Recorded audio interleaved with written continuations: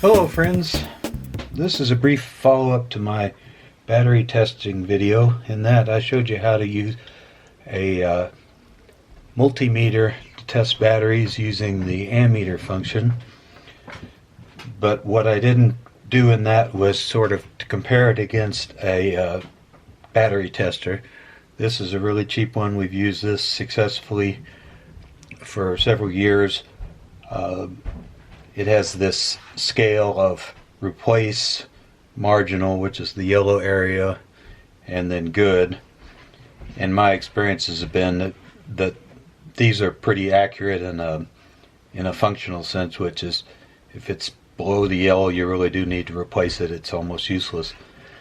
But I've recently run out this pair of batteries that were in my computer mouse. And a computer mouse is a really low power application, so that means that these have just reached the point where they are truly useless. If they can't even power a computer mouse, they can't do anything. So we're going to compare those to some others that I've got here. So first, let's look at these on the battery tester. So this is very much in the middle of the replace area. Probably get the same on this one, maybe a hair higher.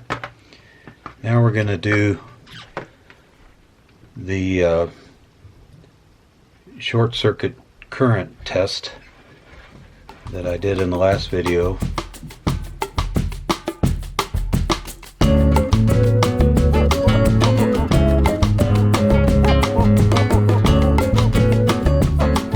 So about 0.5. So that's consistent with what we're seeing here.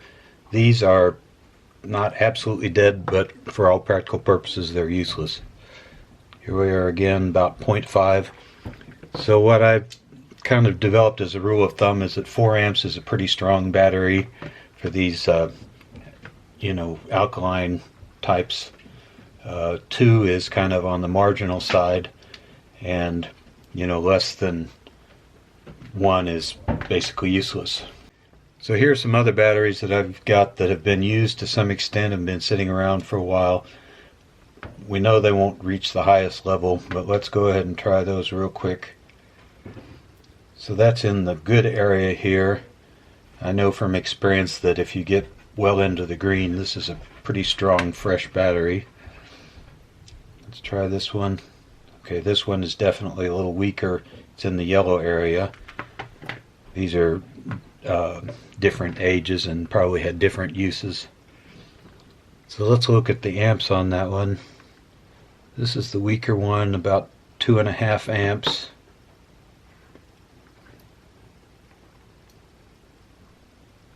This one is the strong one, which is about 7 or 8 amps. Which I also know from experience, anything over 6 is very strong and basically a brand new battery. So that gives us some data to work with here. Now for comparison, this is the same type but brand new. These are the 2 mouse batteries. If a battery is new, the brand doesn't really seem to matter too much for this. Really the brand, I have had some experience where the total capacity that a battery has varies by brand for the same chemistry, in this case alkaline. So we'll look at this short circuit being about 7.5, which is again very strong.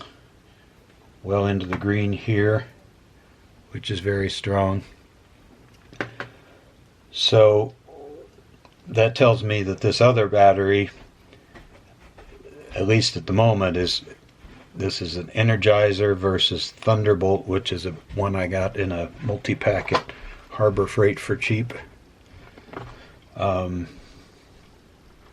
of you who are Harbor Freight fans, I think you can buy these and expect to get some really good value out of them. You may not get the total life that you would get out of a true name brand battery, but value wise it's going to be a lot cheaper per watt contained in the battery. So that ends our video for now. Thanks for watching. Please like and subscribe if you liked it, and bye-bye.